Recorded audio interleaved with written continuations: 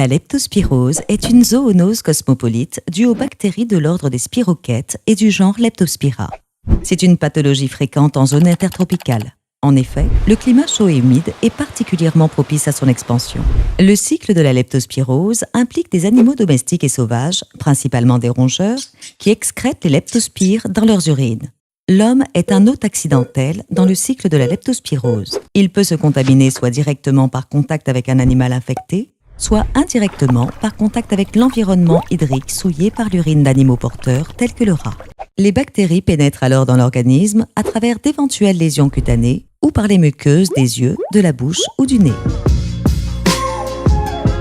En Guyane, toutes les conditions sont réunies pour le développement de la leptospirose. Pluies abondantes et températures élevées toute l'année, présence de nombreux cours d'eau et contact étroit avec les animaux domestiques et la faune sauvage. De plus, l'abondance de rongeurs en milieu urbain et l'explosion démographique des villes constituent des facteurs favorisants supplémentaires.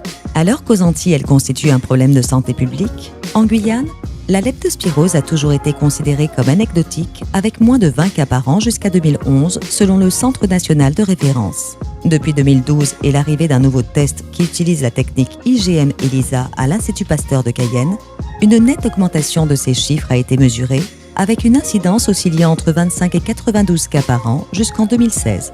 Malgré tout, la leptospirose reste probablement sous-estimée. En effet, dans sa forme non sévère qui associe fièvre, douleurs diffuses et syndrome inflammatoire biologique, elle a une présentation clinique qui ne permet pas de la différencier d'autres diagnostics fréquents en Guyane, paludisme, fièvre Q, toxoplasmose amazonienne, dengue, chikungunya, Zika ou primo-infection au VIH. De plus, les soignants peu sensibilisés à cette pathologie l'évoquent rarement en première intention face à une fièvre. Enfin, il y a fort à parier que des cas de leptospirose passent inaperçus après avoir été traités efficacement par une antibiothérapie probabiliste.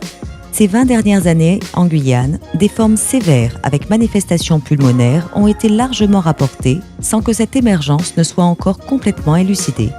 En phase aiguë, c'est-à-dire les 8 premiers jours, le diagnostic peut se faire en recherchant l'ADN de la bactérie par PCR. À la phase tardive, le diagnostic se fait par recherche des anticorps par le test ELISA, qui doit être confirmé par le test MAT pour microscopique agglutination test réalisé au Centre national de référence à Paris. Le traitement de la leptospirose repose sur une antibiothérapie. Les 2 classes d'antibiotiques de référence sont les bêta-lactamines et les cyclines qui devront être prescrits le plus précocement possible. En termes de prévention, la lutte contre la multiplication des rongeurs, en particulier en zone urbaine, représente une part importante des mesures à adopter.